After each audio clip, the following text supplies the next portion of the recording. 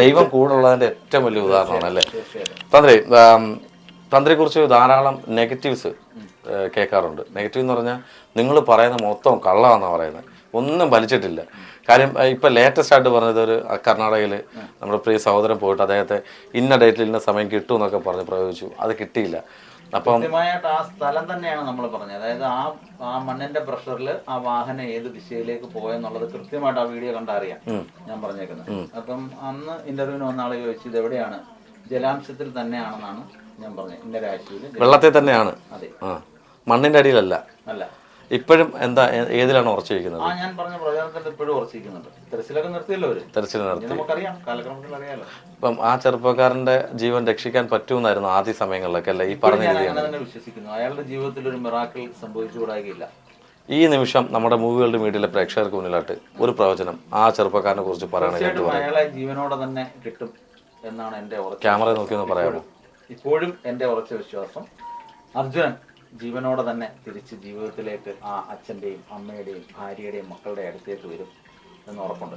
തീർച്ചയായിട്ടും അങ്ങയുടെ വാക്കുകൾക്ക് വലിയ മനസ്സ്, അതൊരു പൊന്നാവട്ടെ ആ നാക്ക്. ആ ചെറുപ്പക്കാരൻ വരണം. കുറേ പേരുടെ അത്താണിയാണ് ആ പയ്യൻ. അപ്പോൾ ജീവിതത്തിലേക്ക് വരട്ടെ എന്ന് ആത്മാർത്ഥത്തിൽ പ്രാർത്ഥിക്കാം. പിന്നെ ഇടയ്ക്കൊക്കെ കുറേ നമ്മുടെ ബിഗ് ബോസിൽ അഖിൽ മാരാർ വിഞ്ചി, എനിക്കൊന്ന് ആദ്യത്തെ പ്രവചനം കേരളത്തിൽ നടത്തിയ താങ്കളാന്ന് തോന്നുന്നു അല്ലേ? ആദ്യം പറഞ്ഞത് ഞാനത്. ആ പ്രവചനം പറയാൻ കാരണം എന്താ? എത്ര ദിവസം കഴിഞ്ഞിട്ടാണ്? അത് എൻ്റെ കുറേ സുഹൃത്തുക്കൾ, ഞാൻ അന്ന് ഇവിടെ സ്ഥലത്തില്ലായിരുന്നു, ദുബൈയിലായിരുന്നു. ദുബൈയിൽ ടിസൈസിലായിരുന്നു ഞാൻ. അപ്പം എൻ്റെ കുറേ സുഹൃത്തുക്കൾ അവിടെ എന്നെ കാണാൻ വന്നു. മാരാറുടെ ഫാൻസ് ഒരുപാട് പേരുണ്ടായിരുന്നു. അങ്ങനെ അവർ വന്നു, എന്നെ കണ്ടു. അപ്പം അതിലൊരാൾ അവിടുത്തെ ചാനൽ കൈകാര്യം ചെയ്യുന്ന ആളായിരുന്നു. അദ്ദേഹമാണ് എൻ്റെ അടുത്ത് ചോദിച്ചത്. ഞാൻ പറഞ്ഞു മാരാർ എൻ്റെ നാട്ടുകാരനാണ്, നമ്മുടെ ബാല്യകാലം മുതൽ അറിയാവുന്ന ഒരു പയ്യനാണ്, വളരെ മിടുക്കനാണ്, അയാൾ പല കാര്യങ്ങൾ ചെയ്തിട്ടുള്ള ഒരാളാണ്. ഇവിടുത്തെ പ്രശസ്തനായ സിനിമാ നടന്റെ പുറകിൽ നിന്ന് ഒരാൾ മുമ്പിലേക്ക് വരുന്ന ഒരു അവസ്ഥ ഉണ്ടാവും, ഇങ്ങനെ പറഞ്ഞു. അപ്പോൾ അദ്ദേഹം ചോദിച്ചു ജയിക്കും എന്നാണോ പറയുന്നത്? ഞാൻ പറഞ്ഞു അതെ, ജയിക്കും എന്ന് തന്നെ. അത് പിന്നെ കുറച്ച് ചാനലൊക്കെ എടുത്ത് ബൂസ്റ്റ് ചെയ്തിരുന്ന അന്ധകാലത്തിൽ. അന്ന് കുറച്ചേ ബൂസ്റ്റ് വന്നോളൂ. കാര്യം എല്ലാവരും പറഞ്ഞത് 90 ദിവസം കഴിഞ്ഞപ്പോഴാണ് താങ്കൾ അത് പറഞ്ഞെന്നുള്ളത്. പക്ഷെ 90 ദിവസം കഴിഞ്ഞപ്പോഴല്ല പറഞ്ഞത്. എനിക്കൊന്ന് ഷിജു പടിഞ്ഞാറ്റിങ്ങൽ എന്ന് പറഞ്ഞൊരു മാധ്യമപ്രവർത്തകൻ സ്റ്റാർട്ടിങ് തൊട്ടേ പുഷ് ചെയ്യുന്നുണ്ട് അഖിലിനെ. നമുക്കെല്ലാം സന്തോഷമാണ്, അഖിൽ വിൻ ചെയ്യുന്നതിനകത്ത് നമുക്കെല്ലാം സന്തോഷമാണ്. അഖിൽ വേറൊരു ലെവലിലേക്ക് പോയാലും സന്തോഷമാണ്. ഈ പ്രവചനങ്ങൾ പലതും ഫലിക്കാതെ വരുമ്പോൾ ചില ആൾക്കാർ ഇവിടെ വരും, ഇന്നതൊക്കെ ചെയ്താൽ മതി, അതൊക്കെ ചെയ്താൽ രക്ഷപ്പെടും എന്നൊക്കെ പറയുമ്പോൾ ആ സമയത്തും രക്ഷപ്പെടാതെ പോകുന്ന ആൾക്കാർ ഇവിടെ വന്നിട്ട് അല്ലെങ്കിൽ ഫോൺ വിളിച്ചിട്ടൊക്കെ ചീത്ത വിളിക്കാറുണ്ടോ അല്ലെങ്കിൽ പറയാറുണ്ടോ?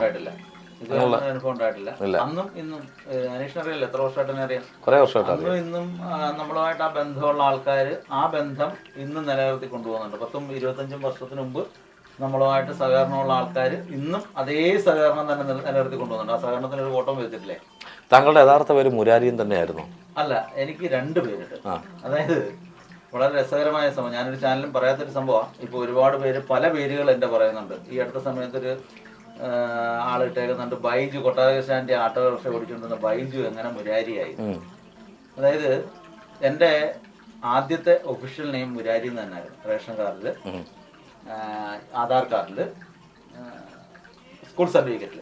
അപ്പോൾ എങ്ങനെ അത് മാറി എന്ന് ചോദിച്ചാൽ, ഇവിടെ അരീക്കൽ ഒരു സ്കൂൾ തുടങ്ങിയ സമയത്ത് അച്ഛൻ്റെ ഏറ്റവും അടുത്ത സുഹൃത്താണ് ബാലകൃഷ്ണ സാർ. അങ്ങനെ ബാലകൃഷ്ണ സാർ സ്കൂൾ തുടങ്ങിയ സമയത്ത് ഇവിടെ വിദ്യാർത്ഥികൾ ഇല്ലാതെ വന്നപ്പോൾ അവിടെ ആ സ്കൂളിലേക്ക് കൊണ്ടുവന്ന് ഞങ്ങൾ കുറേ പേരെ പേര് മാറ്റി ചേർത്തു. അനിൽ ചക്രവർത്തി, അനിൽ കൃഷ്ണൻ, റോസ്ചന്ദ്രൻ, ഇങ്ങനെ കുറെ പേരുകൾ ഇട്ട കൂട്ടത്തിൽ എനിക്കൊരു പേര് സാർ ഇട്ടു, രാജൻ ബാബു. രാജൻ ബാബു. അതാണ് ഞാൻ ഇതൊരു ചാനലിലൊന്നും പറയാത്തൊരു സംഭവം. എന്റെ യഥാർത്ഥ പേര് രാജൻ ബാബു. അതായത് നമ്മുടെ സിനിമാ താരങ്ങളൊക്കെ പേര് മാറ്റുന്നത് താങ്കളെ മാറ്റി. രാജൻ ബാബു സാറ് മാറ്റിയ അതാണ് ഒഫീഷ്യൽ നെയിം. മുരാരി എന്ന് മാറ്റാൻ കാരണം എന്താ? മുരാരി ആദ്യത്തെ പേരെന്റെ, അതായത് ജന്മം കൊണ്ട് തന്നെ മുരാരി എന്നാണ് പേരിട്ടത്. അതായത് ഇവിടെ അച്ഛൻ എൻ്റെ അച്ഛൻ ഇട്ട പേരാണ് മുരാരി. അതിനുശേഷം സ്കൂൾ തലത്തില് പഠനത്തിലൊക്കെ മുൻപിലായിരുന്നു. അപ്പോൾ ഇവിടെ ശാന്ത ടീച്ചർ എന്ന് പറയുന്ന ടീച്ചറുണ്ട് ഇപ്പോഴും ഈ അരിക്ക് നമ്മുടെ തെറ്റിക്കുടി ഭാഗത്ത്. ടീച്ചറെ മിക്കവാറും കാണാറുണ്ട്.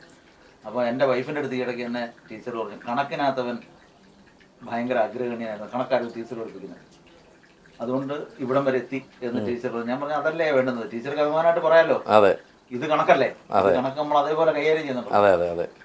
അങ്ങനെ ഈ മാപ്പിളപ്പാട്ടിലേക്ക് വന്നു. മാപ്പിളപ്പാട്ട് എന്ന് പറഞ്ഞാൽ കൊട്ടാരക്കര സ്ട്രീറ്റിലുള്ള ഒരു ടീച്ചറുടെ പോസ്റ്റിംഗ് ആയി.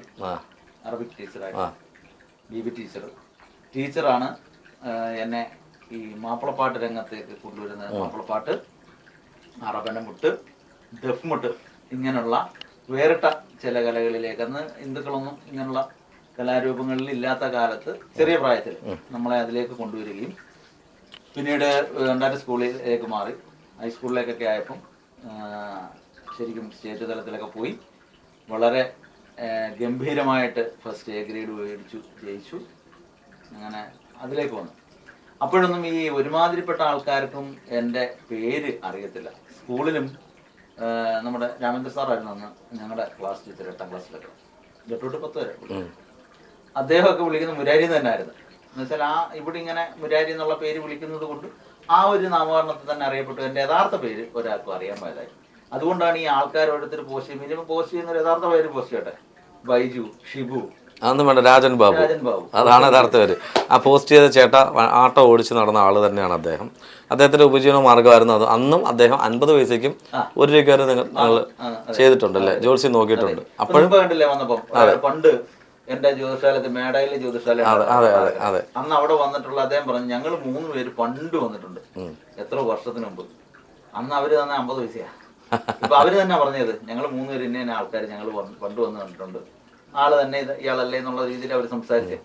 അപ്പൊ അയാൾ തന്നെ ഇയാൾ ഒരു മാറ്റമില്ല. ഈ കൂടെ ഓട്ടോ ഓടിച്ച് നടന്നവരൊക്കെ ഇപ്പം ഇപ്പോഴും ഓട്ടോ ഓടിക്കുന്നവർ കാണും.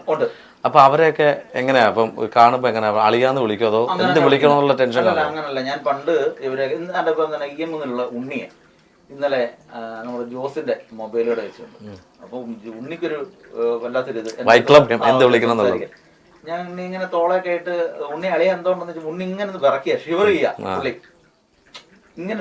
അവൻ എന്ത് പറയണമെന്ന് അറിയാമോ? ഞാൻ പറഞ്ഞ ഞാൻ പഴയ മുരാരി തന്നെ, ഒരു മാറ്റമില്ല, നിനക്ക് എന്തൊരു ഭയം എൻ്റെ അടുത്ത് സംസാരിക്കാൻ. അപ്പം ജോസിന്റെ കടയിൽ നിന്ന് പിള്ളേരെല്ലാം ഞാൻ ചിരിക്കുന്നുണ്ട്. അപ്പൊ ഒരു ആത്മസൗഹൃദമല്ലേ. പണ്ട് ജോസ് തുടങ്ങിയ കാലം മുതൽ ആ കടയിൽ പോകുന്ന ഒരാളാണ് ഞാൻ. ആ ഒരു സൗഹൃദം ഇന്നുമുണ്ട്. അപ്പം നമ്മൾ ആ സൗഹൃദങ്ങൾ എപ്പോഴും നിലനിർത്തി നമ്മുടെ ജീവിതത്തിൽ മാറ്റം വരുമ്പോൾ ഒരിക്കലും മാറരുത്. ഇപ്പൊ അതിനകത്ത് ഒത്തിരി പേര് നേരത്തെ ഒരാളിട്ട് അതിനകത്ത് കമന്റ് ഇട്ടിട്ടുണ്ട്, ഈ ഐഫോൺ എല്ലാം കൂടെ കൂട്ടി വെച്ചിരിക്കുന്നത് എന്തിനാന്നൊക്കെ. എൻ്റെ ഇവിടെ നിൽക്കുന്ന എന്നോടൊപ്പം ഇവിടെ ഓരോ കാര്യങ്ങൾ ചെയ്യുന്ന അവർക്കുള്ള എല്ലാം കയ്യിലിരിക്കുന്ന ഐഫോണാണ്. ഇപ്പൊ എന്റെ മാനേജ് പൊട്ടത്തല സന്തോഷ്, പുള്ളിയുടെ കയ്യിലിരിക്കുന്ന ഐഫോണാണ്. അത് 10X Max. ദുബായിലൊക്കെ പുള്ളിയാണ് കൂടെ വരുന്നത്. പുള്ളിയെ മിക്കവാറും എൻ്റെ കൂടെ എല്ലായിടത്തും. പിന്നെ അദ്ദേഹത്തിന്റെ മകന്റെ കയ്യിലിരിക്കുന്നതും ഐഫോണാണ്, അതിലോണാണ്. അപ്പം ഞാൻ കൊടുത്തേ. എന്റെ സഹോദരിയുടെ കയ്യില്, എന്റെ അളിയന്റെ കയ്യില്, നമ്മുടെ ബന്ധുമിത്രാദികൾ ഒക്കുന്നവരൊക്കെ ഐഫോൺ ഫാമിലി. എനിക്ക് ഇത് ഉപയോഗിച്ച് ഒരു സമയം കഴിയുമ്പോൾ അടുത്ത ആളെണ്ണം കൊണ്ടുവരുമ്പോൾ ഞാൻ വേറെ കൊടുക്കും. പിന്നെ ഇതിനകത്ത് 1-2 ഫോണുകൾ ഞാൻ ആർക്കും കൊടുക്കാതെ വെച്ചേക്കുന്ന കാര്യം, എന്റെ വിദേശത്തെ നമ്പറുകള്, അവിടുത്തെ ബാങ്കിങ് സിസ്റ്റം ഒക്കെ കിടക്കുന്ന 1-2 മൊബൈലുണ്ട്. അതാർക്കും കൊടുക്കത്തില്ല.